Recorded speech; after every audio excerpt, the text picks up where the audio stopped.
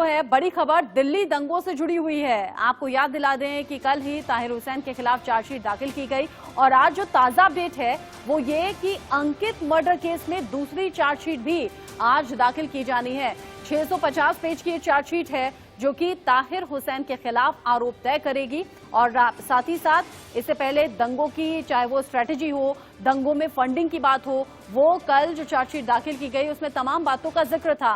लेकिन आज अंकित murder case में भी ताहिर हुसैन को आरोपी साबित करते हुए ये चार्जशीट जो कि 650 पन्नों की है, ये आज दाखिल की जानी है।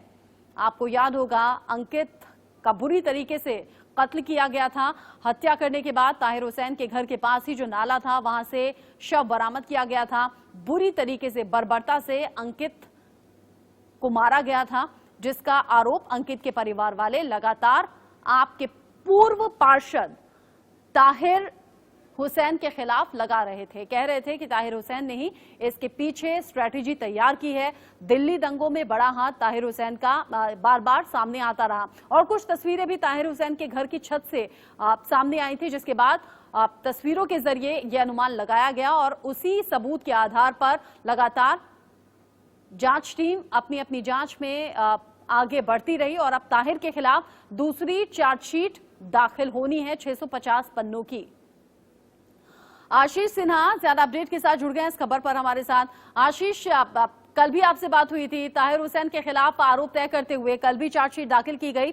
आज अंकित मर्डर केस को लेकर जानकारी इस चार्जशीट में होगी, इसके अलावा और क्या कुछ अपडेट है?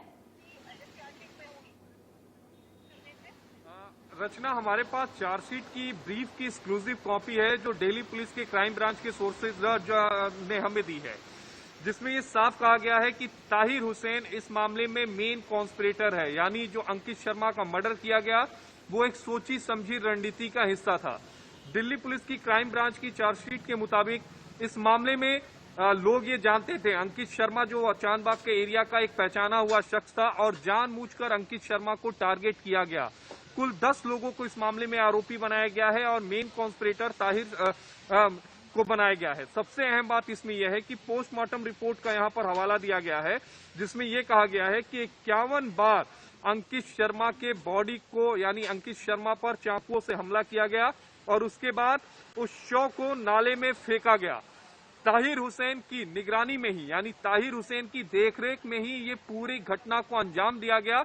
दिल्ली पुलिस की क्राइम ब्रांच की चार्जशीट ये कहती है। आशीष हमारे साथ जुड़े हुए हैं और चार्जशीट की कॉपी आशीष के पास मौजूद है। आशीष बता रहे हैं कि कितनी तरीके से, बुरी तरीके से, बेरहमी से, बर्बरता से अंकित का कत्ल किया गया और फिर नाले से शव बरामद हुआ था। अंकित के घर वाले लगातार ये आरोप लगा रहे थे। आशीष, लेकिन साथ ही साथ हम ये भी जानना चाहेंगे, चार्जशीट दाखिल होती है तो आगे का प्रोसीजर क्या होगा? किस तरीके की कार्रवाई अब ताहिर हुसैन के खिलाफ होगी?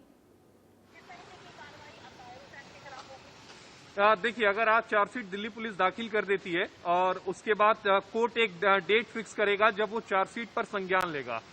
मान लीजिए कि कोर्ट अगर 20 जून की तारीख को तय करता है तो 20 जून को कोर्ट इस पर संज्ञान लेगा और इस मामले में जितने भी आरोपी हैं, यानी ताहिर हुसैन समेत जो 10 लोग हैं, उन सभी को नोटिस जारी करेगा और उन सभी को कोर्ट में पेश होने को कहेगा। ये कोर्ट की प्रक्रिया है। अगर एक बार कोर्ट कॉग्निजेंस ले लेता है तो इसका मतलब ये तय है कि ताहिर हुसैन पर फिलहाल कोर्ट मुकदमा चलाने की तैयारी शुरू कर चुका है और उसके बाद ताहिर हुसैन को अदालत में पेश होना पड़ेगा। ये एक नॉर्मल प्रक्रिया है जो अदालत में चलेगी।